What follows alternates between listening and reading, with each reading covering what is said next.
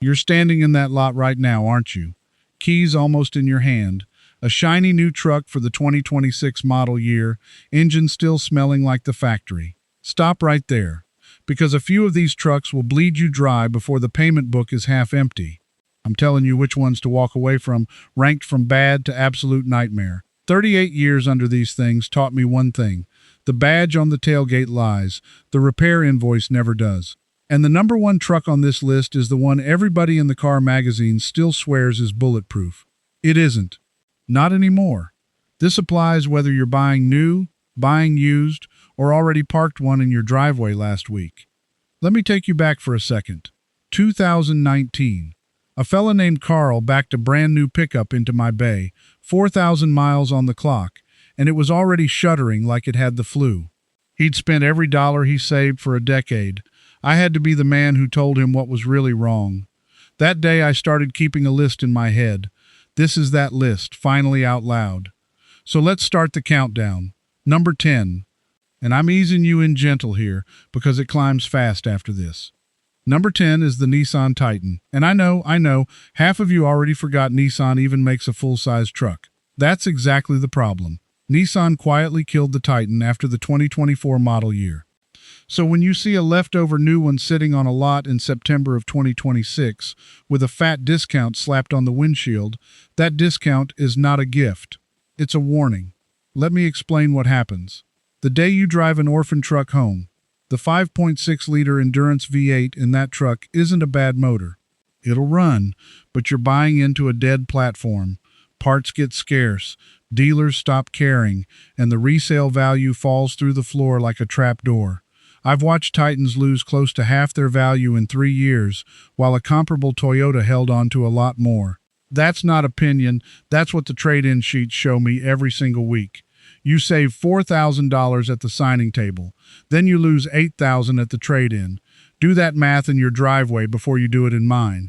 Here's the practical takeaway. If you truly love the Titan, buy it used, buy it cheap, and never finance it long. But if a salesman is pushing a new leftover on you like it's the deal of the century, ask yourself why nobody else wanted it. The truck isn't the villain here. It's a decent old dog stuck on a sinking ship. But a dead platform only costs you money slowly. The next one costs you faster. Number 9 is the Jeep Gladiator. This is the truck people buy with their heart and regret with their wallet. It looks like freedom. Doors come off, top comes off. It climbs a mountain like a goat. Then it comes to my bay, and the invoices start looking like a mortgage statement. The 3.6-liter Pentastar V6 is the common engine, and it's not the disaster here. The disaster is everything bolted around it and the way this thing depreciates and breaks in the same breath. Gladiators have shown up in the bottom tier of the big dependability studies year after year. The J.D. Power dependability numbers have not been kind to this platform, and I see why in person. I get death wobble complaints, where the whole front end shakes so hard at highway speed you think the wheels are coming off. I get oil cooler seepage. I get electrical gremlins that flicker your dash for no reason a scanner can find on the first try. One customer paced through my waiting room while I chased a wiring fault that took 9 hours of labor to isolate. At a real shop rate, you do that math. And here's the part that stings.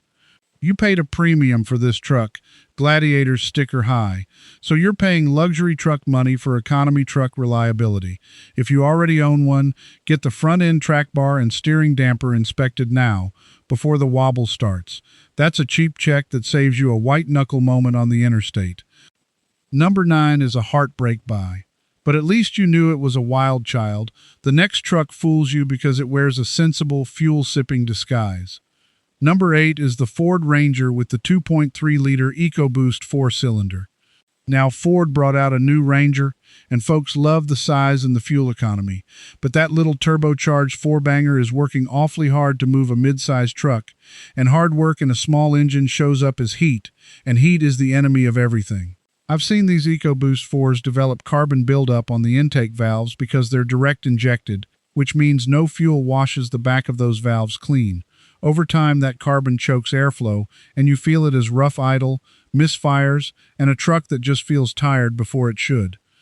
A walnut blasting service to clean those valves runs you real money, and it's not a one-time thing on a hard-driven direct injection engine. Then there's the turbo itself. Turbos run hot, and if you shut the engine off the second you park after towing, you cook the oil sitting in that turbo bearing. I've pulled turbos off small Fords that failed early for exactly that reason. A turbo replacement on one of these can climb toward $2,000 or more once labor is in. Here's my honest verdict. The Ranger isn't garbage. But it's a small engine asked to do big truck work, and the buyer who tows a trailer every weekend is going to feel that. If you drive it easy and change the oil early and often, it'll survive. If you flog it, it won't. And most truck buyers flog their trucks. That's just the truth. Now here's where I stop easing you in. Therefore, buckle up, because from here on, these are the ones I watch roll back into my bay again and again, and the money gets serious. Number 7 is the Chevy Silverado with the 2.7-liter turbo 4-cylinder, the one they call the Turbo Max. Chevy put a 4-cylinder in a full-size half-ton truck and asked you to believe that's progress. And on paper, the torque numbers look great. In my bay, the story is more complicated. This engine has had documented issues with its variable valve timing system and with the way it manages that enormous load on such a small displacement. When a full-size truck leans on 4 cylinders to haul and tow, everything runs hotter and harder than the marketing brochure admits. I've seen these newer Turbo 4s throw codes for the cam actuators and the timing system, and I've heard the lifter and timing noise that makes an old mechanic wince. The repair when the timing components go isn't a $50 afternoon. You're into the front of the engine, and labor stacks up quick. And here's the thing nobody at the dealer tells you. The fuel economy gain over the small V8 is thinner than you'd expect once you actually load the truck. So you took on the reliability risk of a stressed little engine and barely saved a drop of gas. If you already own one, do this. Keep that cooling system flushed on schedule and never stretch your oil changes, because heat and dirty oil are what kill these timing systems early. That's a $20 habit that protects a $2,000 repair. Number 7 stresses a small engine, but the next one stresses your patience and your fuel bill in a way that made grown men cry in my waiting room. Number 6 is the Ram 1500 with the 3.0-liter EcoDiesel V6. Oh, this one. People wanted diesel torque and diesel mileage in a half-ton, and on a good day this engine delivers both, and it feels wonderful going down the road. Then the emissions system wakes up. This EcoDiesel has been the subject of multiple recalls and has a reputation in my bay for expensive, fiddly failures around the EGR cooler, which has actually been recalled over fire risk, and around the whole diesel exhaust fluid and emissions setup. Let me tell you what a diesel repair feels like in the wallet. A gas truck water pump might be a few $100s. On this EcoDiesel, when the EGR cooler or the emissions components fail, or when you get into the high-pressure fuel system, you're staring at bills that can run $3,000, $4,000, $5,000 depending on what let go. I had an owner who bought his because the salesman bragged about 30 miles a gallon on the highway. He got the mileage. He also got a check engine light that would not stay off, and a limp mode that stranded him twice. He traded it at a loss inside 2 years. Diesel makes sense when you tow heavy every single day and you keep the truck forever. For the guy who tows a boat 6 times a summer, a diesel half-ton is a money pit dressed up as a fuel saver. That's the honest ranking, not the brochure ranking. Now, before I climb into the top 5, I need to talk directly to you. Yeah, you. The one who's been getting a sick feeling in your stomach because your truck is on this list, or you're scared it's about to be. This next part is for you specifically. Don't go anywhere, because I'm going to hand you something you can do this weekend in your own driveway with no shop and almost no money that can catch the worst of these failures before they bankrupt you. Here's the first one, and it works on nearly every truck I've mentioned. Pull your engine oil dipstick when the engine is stone cold in the morning before you start it. Wipe it, dip it, and look close at the oil on a white paper towel. You're hunting for 2 things. Metal glitter, which looks like fine sparkles, tells you bearings or a timing component is grinding itself apart, and that's your early warning on those engine bearing and lifter failures. And a milky, coffee with cream color tells you coolant is getting into your oil, which points to a cracked cooler or a head gasket letting go. Catching either one early is the difference between a repair and a total loss. Second thing, and it costs you nothing. Buy a $20 code reader, the little plug-in kind, and read your own truck before every long trip. Write down any pending codes. A cam phaser or a timing problem often throws a pending code weeks before the light even comes on solid. You catch that early, you fix a rattle for a few hundred instead of a grenaded engine for 6,000. Third, listen to your truck on a cold start with the radio off and the window down.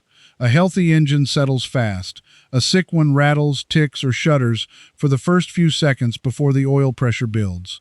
That cold start noise is the single most honest thing your truck will ever tell you, and it's free to hear. If you own one of these and it rattles at startup, don't wait. That's the truck begging you for help. All right, you've got your defense. Therefore, let's climb into the top 5, where the stakes stop being about fuel bills and start being about whether your engine lives or dies. Number 5 is the Ford F-150 with the 3.5-liter EcoBoost V6, especially the 2017 through 2019 builds, and the newer twin-turbo setups that carry the same design DNA. This is Ford's most popular engine in its most popular truck, and that popularity is exactly why I have to be honest with you. The problem has a name in my world: cam phasers. These are components in the variable valve timing system, and when they wear, you get a loud rattle on cold startup that sounds like somebody dropped a handful of bolts into a coffee can under your hood. Ford issued technical service bulletins about this rattle. That means the factory knew. It's documented. And the repair is brutal, because getting to those phasers means tearing deep into the front of the engine. I've quoted these jobs north of $3,000, and I've seen dealer quotes push toward $4,000 when they replace everything that should be replaced while they're in there. That's on a truck a lot of folks are still making payments on. Everything I just handed you about that half-ton diesel is one page out of a much thicker file. 38 years of invoices taught me how to read repair records, recall paperwork, and class action documents the way a mechanic reads an engine, and I sat down and wrote all of that out properly, 437 pages of it, protocol by protocol, built on documented repair data and not on manufacturer spin or forum hearsay. You'll learn how to fingerprint an engine before you sign, how to run true cost of ownership on a truck or an SUV so the payment never ambushes you, and how to walk into a dealership with the numbers already in your pocket. If that's the version of you that wants the whole file and not just the highlights, scan the QR code right there on your screen, link in the description, pinned comment for the books. It's yours forever, no subscription, nothing to renew. Now stay with me, because we're not done, and the next stretch of this list is where the money gets truly ugly. Now, the twin-turbo EcoBoost also runs a lot of complex plumbing, intercoolers, and carbon buildup on the intake valves. Same direct injection story as the little Ranger engine, but on a bigger, more expensive scale. When these run right, they're strong and they tow like a champ. But when they go wrong in expensive places. If you're buying used, take it to somebody like me and pay for 1 hour of diagnostic time to listen to a cold start and scan for phaser-related codes before you sign. That 1 hour can save you $3,000. Number 5 knew about its problem and put it in a bulletin. But the next one on my list has a failure so common that owners made a whole vocabulary out of it. Number 4 is the Ram 1500 with the 5.7-liter Hemi V8. And the trouble here is the lifters and the cylinder deactivation system they call MDS, multi-displacement system. Here's how it works and why it hurts you. To save fuel, the truck shuts down 4 of the 8 cylinders when you're cruising, and it does that through special lifters that collapse. Those lifters and the camshaft lobes they ride on have a nasty habit of failing. When a lifter goes, it can chew up the camshaft, and when metal starts circulating, it can take out even more. Owners even have a name for the sound, the Hemi tick. Some ticks are harmless exhaust noise, but some ticks are the first cry of a lifter that's about to destroy your camshaft. And you cannot always tell which is which without pulling it apart, which is exactly what makes it so scary. When it fully lets go, you're looking at a camshaft and lifter job that runs $3,000 to over $5,000, and if it spun a bearing or scored a cylinder, you're talking full engine replacement territory, easily $8,000 or more with labor. I had a contractor bring me his Hemi with a tick he'd been ignoring because a buddy told him all Hemis tick. By the time he listened to me, the cam was scored and the repair ate his whole summer's profit on one job. If you own one, here's your homework, and it ties right back to what I told you earning this stripe. Listen on cold start. And if you can disable that cylinder deactivation with a quality tuner or a delete device, a lot of owners swear it extends the life of the valve train. And change your oil religiously, because those collapsing lifters live and die by clean oil pressure. Number 4 eats camshafts one lifter at a time. But number 3 had to be recalled by the hundreds of thousands, and that tells you the factory couldn't hide it anymore. Number 3 is the General Motors trucks with the 6.2-liter V8, the engine they code L87, found in the loaded Chevy Silverado and GMC Sierra, plus the big SUVs built on the same bones. This is the premium engine, the one you pay extra for, and in 2025, General Motors recalled around 600,000 vehicles over a defect that can cause the engine bearings to fail, and when those bearings fail, the engine can seize or knock itself to death. 600,000. Sit with that number for a second. Here's what's happening down inside. Manufacturing debris and bearing issues lead to a rod knock, that deep, sickening thud from the bottom of the engine that every mechanic recognizes as a death sentence. When it goes, you're not doing a repair. You're doing an engine replacement, and on these big V8s, a long block plus labor can run you well past 8,000, sometimes into 10,000 and beyond, depending on what's available and who's doing the work, on a truck that's stickered near $70,000 new. Read that again. Now this is where I stop being polite about who's responsible, because this is the pattern, and once you see it, you can't unsee it. These are the flagship engines, the ones with the biggest markup, the ones the salesman steers you toward because they carry the fattest profit. And the people who build them run the numbers cold. They know roughly how many will fail. They calculate whether it's cheaper to fix a design or to pay out the warranty claims and let the rest fail after the coverage runs out. That's not me being bitter. That's how the machine works. The recall only happens when the failures get loud enough and public enough that they can't quietly absorb them anymore. So if you own one of these 6.2 trucks, check your recall status by your VIN today, not next month, and get that work done free while it's covered. And listen for that bottom-end knock. If you hear it, stop driving it immediately, because every mile after the knock starts is a mile closer to a total loss. Number 3 got recalled because it couldn't be hidden, but number 2 is a failure so widespread it turned into a class action lawsuit, and it might be under the very truck in your driveway right now. Number 2 is the Ford F-150 and its 10-speed automatic transmission, the one engineers call the 10R80. This transmission went into millions of trucks, and a whole lot of owners started feeling the same thing. A shudder, a hard, clunking shift. A hesitation where the truck seems to think about what gear it wants before it lurches into it. Some owners reported the truck slamming gears hard enough to jolt the whole cab. This became a big enough deal that it drew class action legal attention, which means it wasn't a handful of unlucky people. It was a design problem in a truck sold by the millions. Let me tell you why this one scares me more than a single blown engine. An engine you can hear coming. This transmission fails in ways that are intermittent, that come and go, that a dealer can wave off as normal until the day it isn't normal anymore.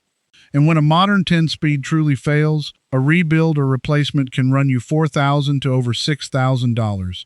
I've had owners come in swearing the dealer told them the shudder was just a learning quirk, right up until the transmission was toast and out of warranty. Here's the insider truth. A lot of these shutters come down to the transmission fluid and the torque converter, and the factory fill and service intervals were, in my honest opinion, far too optimistic for how hard people drive these trucks. If you own one, get that 10-speed fluid changed with the exact correct Ford spec fluid earlier than the manual suggests, and if you feel a shudder, insist they check for the updated fluid and the torque converter fix. Don't let them tell you it's normal. It is not normal for a truck to shudder. That's your money about to leave your bank account. Number 2 shudders and lurches its way into an expensive grave. But now we're here. Number 1, the one I held back the whole way. And I need you to really hear me, because this is the truck the magazines still call bulletproof, the truck people buy specifically because they think they'll never end up in a shop like mine. Number 1 is the Toyota Tundra, with the twin turbocharged 3.4-liter V6, the engine coded V35A. Built for the newest generation starting in 2022. Yeah, Toyota. The brand half of you clicked this video already, trusting more than any salesman alive. I'm the mechanic who's supposed to tell you to just buy a Toyota and stop worrying. And for a lot of Toyotas, I still will. But not this engine, not the way it's been behaving. And here is the buried truth that the reliability reputation is hiding. In 2024, Toyota issued a recall covering something like 102,000 of these newer Tundra trucks and the related Lexus LX, because machining debris left inside the engine during manufacturing could damage the bearings and cause the engine to knock and fail. Let me say that plain. Toyota recalled around 102,000 trucks to replace the entire engine on affected units. Not a sensor, not a gasket, the whole engine. That is almost unheard of for the brand that built its entire name on never doing that. Here's why this lands at number 1 and not number 5. It's not that the failure is more common than the others. It's that nobody expects it. You buy a Tundra to escape this list. You pay Toyota money for Toyota peace of mind. And when this twin turbo lets go, you get the same rod knock, the same dead engine, the same tow truck as everybody else, except you're the one person who was certain it could never happen to you. That's the cruelest kind of repair bill, the one you never braced for. And this is the whole journey I've been walking you through, landing right here.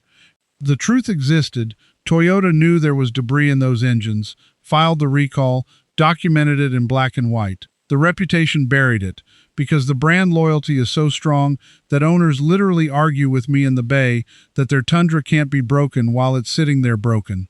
The magazines keep printing the old story because the old story is easy. But the honest source is the recall paperwork itself, the VIN lookup, the technical record. And now you have it. So if you're shopping a new or used Tundra with that 3.4 twin turbo, do exactly this before you sign anything. Run the VIN through the recall database and confirm whether that engine work was done. If it's an early build from 2022 or 2023, be extra careful and pay for a cold start listen and a scan just like I told you for the others.